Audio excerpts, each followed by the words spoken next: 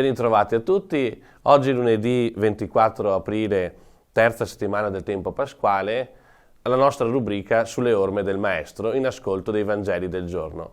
Come vedete, puntata speciale. Siamo Don Paolo, vicario parrocchiale delle parrocchie di Pio X, Parè, Collalbrigo e Campolongo, Conegliano. E Jane della parrocchia di Cordignano, vergine consacrata dell'Ordo Virginum della diocesi di Vittorio Veneto.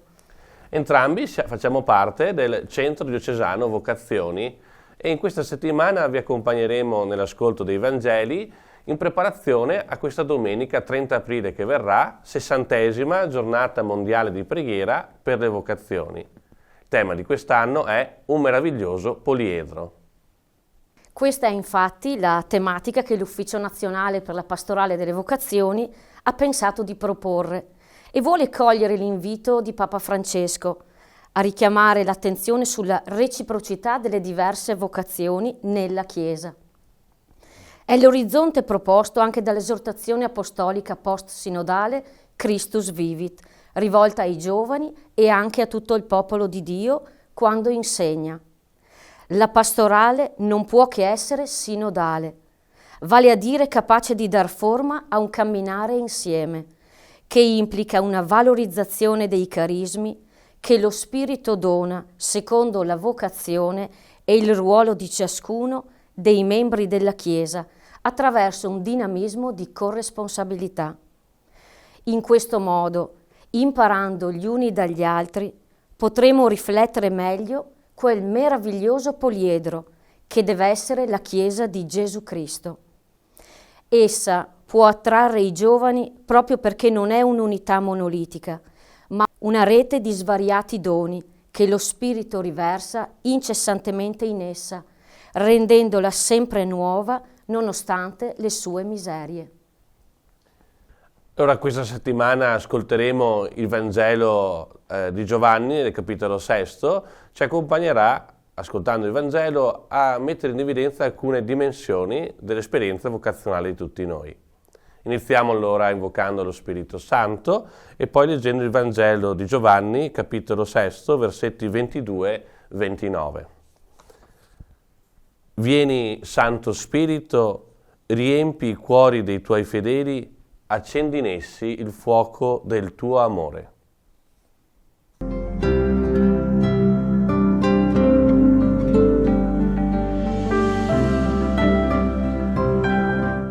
Il giorno dopo, la folla, rimasta dall'altra parte del mare, vide che c'era soltanto una barca e che Gesù non era salito con i suoi discepoli sulla barca, ma i suoi discepoli erano partiti da soli. Altre barche erano giunte da Tiberiade, vicino al luogo dove avevano mangiato il pane, dopo che il Signore aveva reso grazie.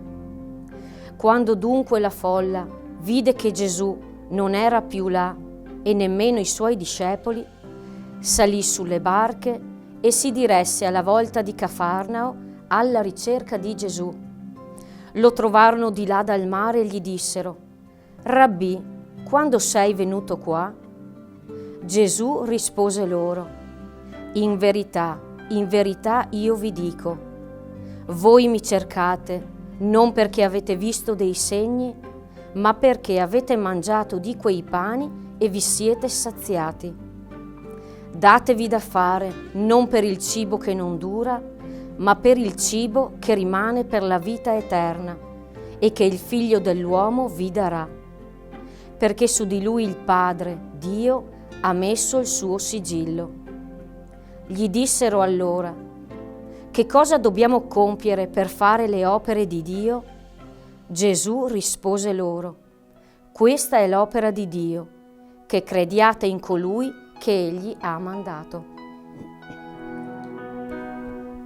Gesù in questo Vangelo, dopo la moltiplicazione dei pani e le guarigioni che ha compiuto, si sposta e il suo agire non è facilmente compreso dalla folla che si mette in ricerca di lui. E domandano: Rabbì, quando sei venuto qua? Ai discepoli sfugge l'agire di Gesù. Come anche a noi alcune volte, discepoli del nostro tempo, ci è difficile capire il progetto di amore che Dio ha sull'umanità e su ciascuno di noi. Bello però la notazione del Vangelo che dice alla ricerca di Gesù. La folla si è messa alla ricerca di Gesù.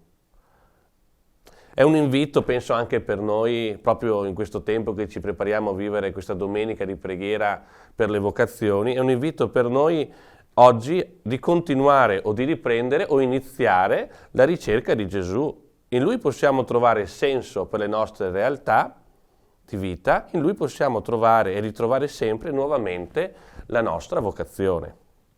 Un'altra sottolineatura bella che viene fuori da questo Vangelo è che cercano Gesù perché hanno la pancia piena, hanno visto dei segni ma hanno trovato qualcosa di utile per loro. Gesù invece li invita a cercare le cose che durano, a darsi da fare per cercare le cose che durano. Mette in movimento con azioni concrete per non fermarsi solo ai segni, ma impegnare noi stessi, fare fatica per capire quello che Gesù, quello che Dio sta operando attraverso lo Spirito Santo anche oggi nella nostra vita e nella vita di tutti. Che crediate in colui che Egli ha mandato. La folla ha l'indicazione di Gesù del darsi da fare, del compiere la fatica necessaria, di comprendere i segni in profondità e di non fermarsi alla superficialità delle cose, risponde con una domanda per giustificarsi: che cosa dobbiamo fare? Anche nel nostro cammino personale, se stiamo cercando o se abbiamo già trovato la nostra vocazione, può nascere, e nasce spesso, la domanda di fronte alle varie situazioni: che cosa abbiamo da fare? Gesù è chiaro: cercare Lui, credere in Lui è l'opera. Così dice il Vangelo. Gesù rispose loro: questa è l'opera di Dio, che crediate in colui che Egli ha mandato. Allora vogliamo anche noi risaldare il nostro rapporto con Gesù in questo tempo, in questa giornata, avere in noi gli stessi pensieri e sentimenti Suoi per poter sempre di più scoprire il progetto di Dio su ogni realtà e su di noi stessi. Meraviglioso poliedro è la Chiesa di Gesù Cristo, quando è in ricerca di Gesù, che la chiama a darsi da fare per ciò che dura. E in questa settimana che precede appunto la 60ª giornata mondiale di preghiera per le vocazioni, concluderemo sempre i nostri incontri con la preghiera che è stata scritta per questa giornata. Padre buono, datore della vita, il creato, il tempo, la storia ci parlano di te, del tuo amore e della tua passione per ognuno di noi. A te che ci chiami fin dal seno materno, seminando in noi desideri grandi di felicità, di pienezza, chiediamo: manda il tuo Spirito a illuminare gli occhi del nostro cuore, perché possiamo riconoscere e valorizzare tutto il bene che hai regalato alla nostra vita.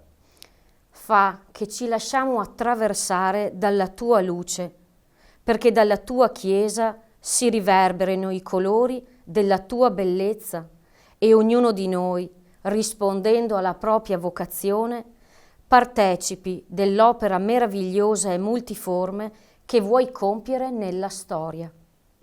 Te lo chiediamo in Cristo Gesù, tuo Figlio e nostro Signore. Amen.